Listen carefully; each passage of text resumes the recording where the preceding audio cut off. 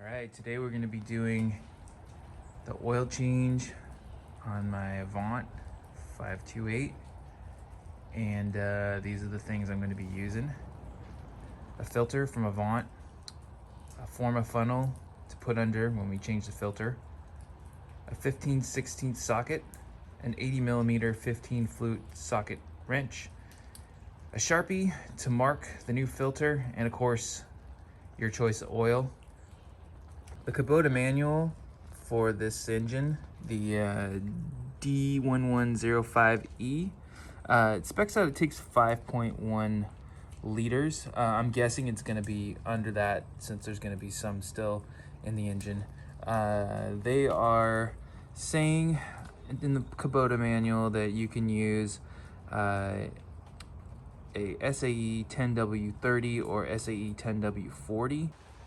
So Avant calls for a 10W30 API CD or better for an oil change on the Avant 528. The API stands for American Petroleum Institute, and the CD is code for diesel engine oil. So all you really need to do is find any 10W30 weight oil that says it's for diesel engines and you're good. I'd been using this conventional Shell product, and then I was able to find in the quart size, the blended 10W30. I think Mobile has a Delvac Extreme, which is a full synthetic at 10W30. I wasn't able to find it. The Kubota manual, as I mentioned, says you can go up to a 10W40 weight. But I also think that, being in a colder climate, 10W30 is fine. If I was running this thing all day, every day, or if I lived in, a hotter place like in the South, it might make more sense to have a heavier weight oil. But I think, for the way I use it, 10W30 is fine. Avant recommends 10W30. So I think in most instances it's going to be fine. So before we change the oil, we want to get the machine running and get it up to temperature. So I'll turn it on and let it run for maybe about 5 minutes or so.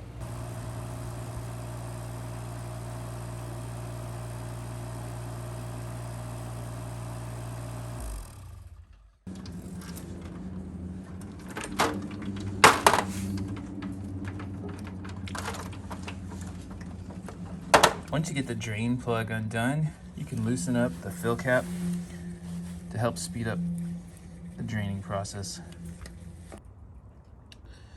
So I noticed that the plug has a gasket on it for the oil pan, and I just want to keep an eye on that for future oil changes. I didn't expect anything to be wrong with it for this first 50-hour change, but a good thing to keep an eye on for future changes. It seems to be draining out pretty good. I happen to have the 26-inch grass tires, so that gives me a little more clearance. I saw a video of a Finnish guy who was doing an oil change on the 528. He ended up jacking up the end of it. Not really sure why he did that, but maybe it's because he's got lower tires and he doesn't have as much clearance. He ended up lowering at the end of the process, but I couldn't understand a word he was saying because it was all in Finnish. So if you have the clearance, you can do it this way. I mean, he used the jack on it, and he's a Finnish guy. This is a Finnish product, so I would guess he knew what he was doing. Anyways, it looks like it's about to drain out here, so I'm going to get set up to do the filter change. This is a pretty challenging location for a filter change, just because I can't really get the forma funnel to drain anywhere, and there's this big old hose in the way here. Actually, I don't know if you can see it on the video, but actually it covers up some of the filter. I did notice that the factory filter is a bit longer than the replacement one that Avant gives us. But anyways, let's get to it. I'm going to be using a 80mm 15 flute cup wrench, and we're just going to get this thing out of there. I laid some rags underneath and put the forma funnel best I could. Maybe I can just try and catch as much of the oil that spills out as possible. So here we go.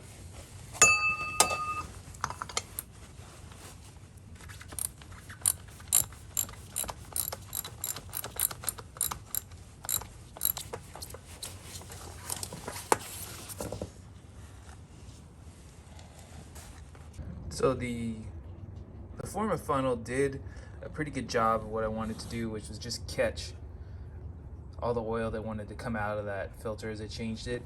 I did get, you know, like a couple little drips that came out, but that's what the rags are for. I'm gonna grab the new filter, rub a little oil on the little fresh oil on the O-ring there, and snug that up on there by hand. So we got some fresh oil there, and there's the new filter from Avant. It's the correct one. I'm gonna go ahead and replace it.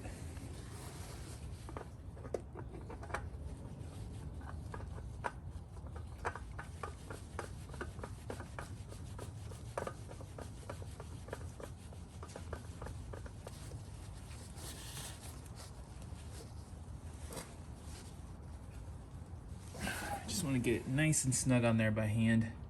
That's about as far as I could turn it. This would have probably been easier to do before I put the filter on, but I'm going to go ahead and add the date and the hours.